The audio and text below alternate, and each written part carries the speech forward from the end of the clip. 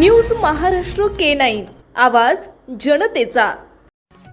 देहू रोडमध्ये गोळीबाराचा थरार। भाजपचे सक्रिय कार्यकर्ते असलेले रमेश रेड्डी यांच्यावर अज्ञात हल्लेखोरांनी गोळीबार केला असून यात 9 राऊंड फायर केलेत। यातील एक गोळी रमेश रेड्डी यांच्या मस्तकाला भेदून गेल्यानं त्यांना जखमी अवस्थेत देहू रोडच्या आधार हॉस्पिटलमध्ये उपचारासाठी दाखल केले असता उपचारापूर्वीच त्यांचा मृत्यू झाल्याचं डॉक्टरांनी घोषित केल्यानं परिसरात मोठा तणाव निर्माण झाला होता।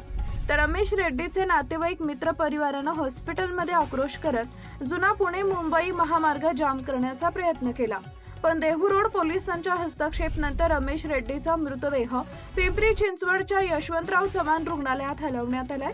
तर रमेश रेड्डीवर हल्ला झाल्याचं कारण पोलीस तपासात समोर येईल। या गोळीबाराच्या घटनेमुळे देहू रोड बाजारातील दुकानं व्यापारी मार्गाने त्वरित बंद केली होती।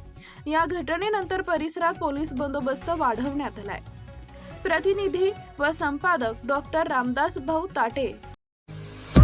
महाराष्ट्रातील महत्त्वाच्या आणि ताज्या बातम्या पाहण्यासाठी आमच्या न्यूज महाराष्ट्र K9 चॅनलला YouTube वर सबस्क्राइब करा आणि बेल आयकॉन प्रेस करा।